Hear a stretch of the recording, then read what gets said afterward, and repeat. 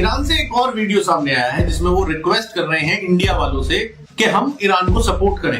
Hey India, look at what Pakistan's defense minister had to say about our crown prince. Now, why do I point this out to you and why should you care? 1000 का आंकड़ा कल शाम से सामने आने शुरू हो गया है और ईरान इंटरनेशनल ईरान में जी आप जानते ही हैं कि जिस तरह की इस वक्त वहां पे प्रोटेस्ट चल रहा है और जिस तरह से लोग अपने लिए एक आवाज उठा रहे हैं और अमेरिकन प्रेसिडेंट का कहना ये है कि जी ईरान के लोग प्रोटेस्ट करते रहे। Now, if you're with us and if you believe that our ancient 100 आदमियों को मात्र 100 आदमियों को हलाक मानना कैलकुलेट कर लेंगे मानकर तो 10,000 देंगे और वहां के लोगों की जिंदगी आसान कर देंगे और जैसा कि खुमैनी की हुकूमत का कहा जा रहा है कि हटा दी जाएगी और उसमें अमेरिका साथ देगा, लेकिन बहरहाल अमेरिका जो है वो मेरे ख्याल है जब अपना किसी कंट्री के stand with the Iranian people, stand with the crown prince.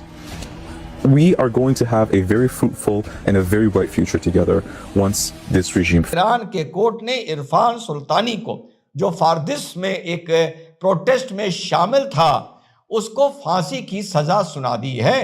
वहां की निकली है, जो वहां की फीमेल्स ने जिस तरह से प्रोटेस्ट किया है, काश इनका ये प्रोटेस्ट जो है इन लोगों के लिए फायदेमंद हो और इनके लिए वही तमाम सिचुएशन तमाम हालात वैसे ही बन जाएं जैसा कि ईरान के। कर लो, अच्छा उन्हीं को पता है, दुनिया को नहीं पता है कौन मार रहा है। चलिए, they will pay a big price. Okay, I have cancer. नमस्कार दोस्तों, आइए देखते हैं ईरान से आई हुई एक लेटेस्ट न्यूज है जहां पर एक प्रोटेस्ट करने के जो एक लड़के को फांसी की सजा दे दी गई है। ईरान से एक और वीडियो सामने आया है जिसमें वो रिक्वेस्ट कर रहे हैं इंडिया वालों से कि हम ईरान को सपोर्ट करें। Hey India, look at what Pakistan's defense minister had to say about our crown prince. Now, why do I point this out to you and why should you care? You see, similar to what you suffered in Mumbai back in 2008, we've been suffering incidents like that for far too long. And our country is taken hostage by the same ideological forces that are causing you problems. I think that you guys are a natural ally to us. And I'm speaking with you directly today because you actually have a democracy and you guys can hold your government to account. Now, if you're with us and if you believe that our ancient links can only grow stronger as time goes, I think now is the time where you need to very vocally and openly stand with us. That's in social media, that's with conversations you have with your politicians. Stand with the Iranian people. Stand with the crown prince. We are going to have a very fruitful and a very bright future together once this regime falls. And you can see how the common enemies are losing it over this. अब मैं उन लोगों से पूछना चाहता हूं जो भारत में फिलिस्तीन को सपोर्ट करते हैं, क्या वो ईरान में भी अपने इन भाइयों को सपोर्ट करेंगे?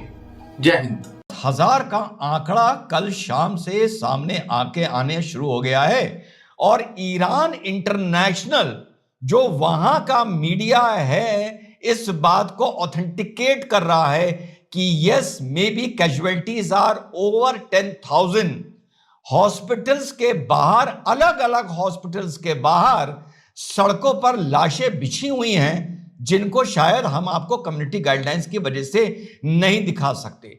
आईआरजीसी ने कंप्लीट ब्लॉकआउट किया है। क्यों किया है? क्योंकि वो नहीं चाहते कि जो ये क्रैकडाउन हुआ है ईरान में ये दुनिया देख पाए साथियों।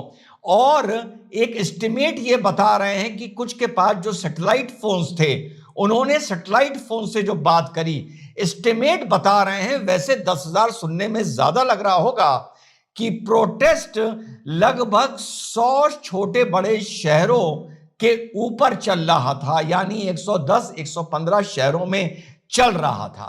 अब आपको 10,000 का आंकड़ा बड़ी आसानी से समझ में आ जाएगा जब आप औसतन एक शहर में वहां की आर्मी की फायरिंग में 100 आदमियों को, मात्र 100 आदमियों को हलाक मानना कैलकुलेट कर लेंगे मानकर तो 10,000 का आंकड़ा साथियों अब सामने आ रहा है। And it is a complete blackout. और इसी के साथ साथ 3 दिन में आदमी को पकड़कर आइडेंटिफाई कर ट्रायल कर ईरान के कोर्ट ने इरफान सुल्तानी को जो फारदिस में एक प्रोटेस्ट में शामिल था, उसको फांसी की सजा सुना दी है और उसके परिवार को उसको सिर्फ 10 मिनट के लिए मिलने की परमिशन मिली है। उसको लीगल वकील के तौर पर किसी ने रिप्रेजेंट नहीं किया। और आज वेडनेसडे के दिन आप सुन रहे होंगे, पहली ये फांसी होने जा रही है 26 वर्षीय इरफान की। इस बीच डोनाल्ड ट्रंप का एक ट्वीट आया बतौर वक्ता और बतौर अधिवक्ता, उसको देख के मैं थोड़ा सा मुस्कुराया। आइए अपनी मुस्कुराहट का कारण आप लोगों के साथ शेयर कर लूं। डोनाल्ड ट्रंप लिखते हैं, ईरान पेट्रियट्स कीप प्रोटेस्टिंग, लगे रहो, मतलब टेक ओवर योर इंस्टीट्यूशंस, अपने जो महत्वपूर्ण इंस्टीट्यूशंस हैं उनको टेक ओवर कर लो। Save the names of the killers and abusers, जो तुम्हें मार रहे हैं उनके नाम सेव कर लो। अच्छा, उन्हीं को पता है, दुनिया को नहीं पता है कौन मार रहा है। चलिए, they will pay a big price. Okay, I have cancelled all meetings with Iranian officials, क्योंकि ये बात हुई थी शायद कल या परसों हमारी, कि ट्रंप का ये भी बयान आया है कि बुके में मीडिएशन और डिप्लोमेसी भी शामिल है, मिलिट्री एक्शन भी शामिल है, लेकिन पहले हम मीडिएशन को या डिप्लोमेसी को मौका देंगे। I have cancelled all meetings with Iranian officials until the senseless killing of protesters stops।